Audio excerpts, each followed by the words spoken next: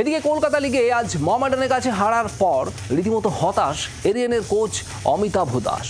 কিছুটা হতাশা উগরে দিলেন রেফারি এবং লাইন্সম্যানের উপরেও। একই সঙ্গে তিনি জানান যে তাদের ন্যায্য পেনাল্টি থেকেও বঞ্চিত করা হয়েছে। প্রচণ্ড আপসেট লাগছে যে আমরা এক গোলে জিতেছিলাম, এগিয়েছিলাম, আর ফার্স্ট হাফটা তোমরা দেখেছো পুরো ডমিনেট করছিলাম। ওরা কিন্তু প্রেশারে ছিল, ডিফেন্সিভ লাইন যথেষ্ট প্রেশারে ছিল, আর ওদের যখন প্রেশার ছিল ডিফেন্স থেকে প্রচুর ফাম্বেল আসছিল। আর তোমরা দেখেছো, হয়তো বাইরে থেকে বলা ভুল, আমার মনে ছিল একটা জেনুইন পেনাল্টি ছিল, ঠিক আছে, কিন্তু আমরা যতক্ষণ আর রিপ্লে দেখছি কিছু বলতে পারবো না। কিন্তু ওই পেনাল্টিটা যদি হতো আমরা এগিয়ে যেতে পারতাম। আর ফার্স্ট হাফে একটা ইজি ডি বক্সের মধ্যে সুযোগ পেয়েছিলাম যেটা মিস করেছে।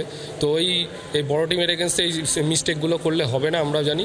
রেফারি যে লাইন্সম্যান যে খেলাচ্ছিল, যে প্লেয়ার দৌড়াচ্ছে তার সঙ্গে মানে অফসাইডের জন্য তো তাকে তো ফার্স্ট হতে হবে, সে কিন্তু পৌঁছাতে পারছিল না, জায়গায় পৌঁছাতে পারছিল না, যার জন্য প্রপার অফসাইডটা সে দেখতে পাচ্ছিল না। উন্নত করতে হবে রেফারিকে, উন্নত না করলে আমরা পিছিয়ে পড়ব সমস্ত খেলাতে।